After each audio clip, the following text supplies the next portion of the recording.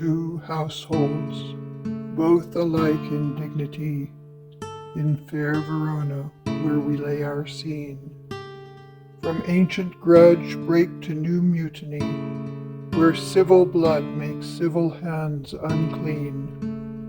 From forth the fatal loins of these two foes, a pair of star-crossed lovers take their life, whose misadventured piteous overthrows doth with their death bury their parents' strife.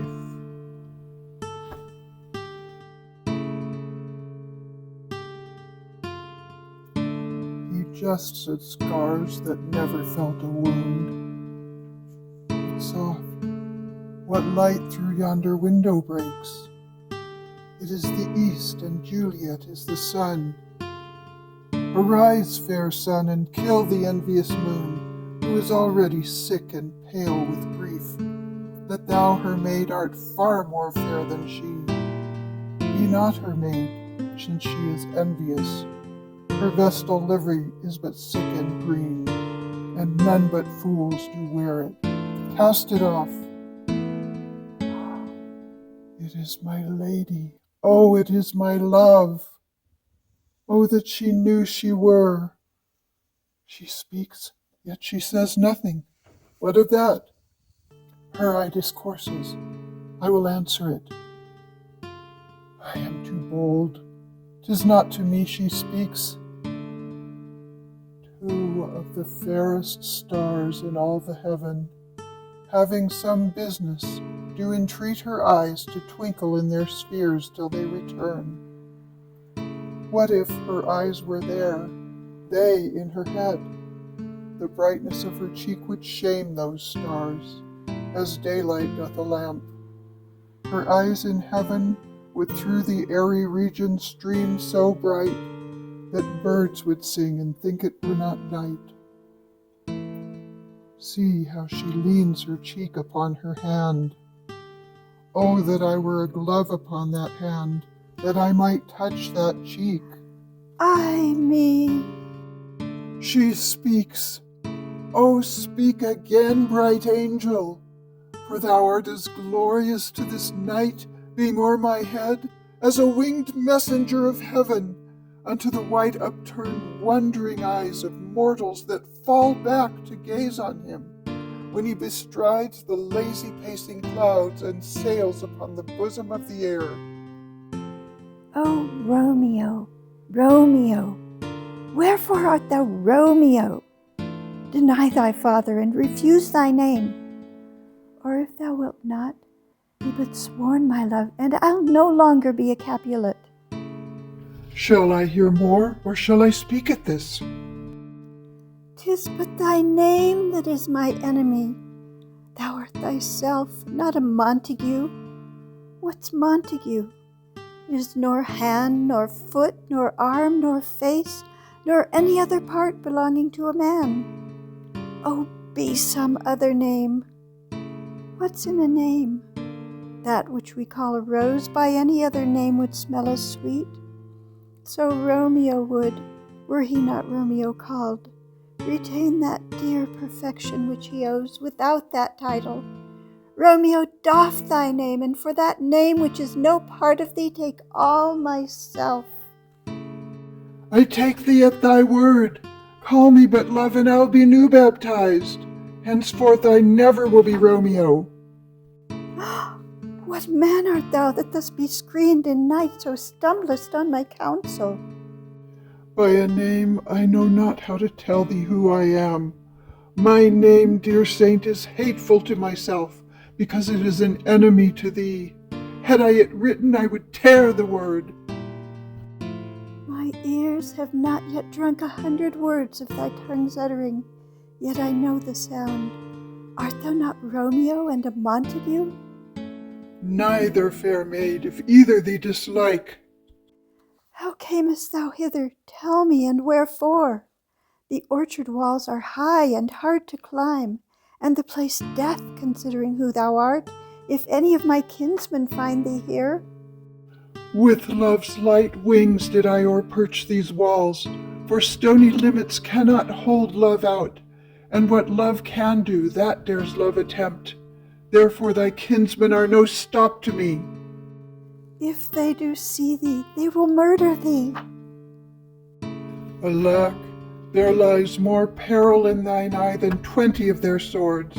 Look thou but, sweet, and I am proof against their enmity. I would not for the world they saw thee here.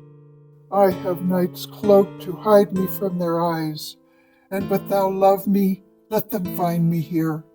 My life were better ended by their hate than death prorogued wanting of thy love.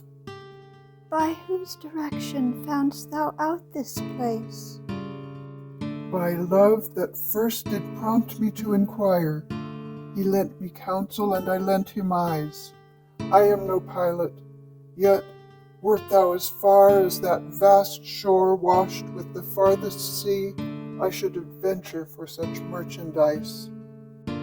Thou knowest the mask of night is on my face. Else would a maiden blush bepaint my cheek for that which thou hast heard me speak tonight. Fain would I dwell on form, fain deny what I have spoke. But farewell compliment. Dost thou love me? I know thou wilt say aye, and I will take thy word.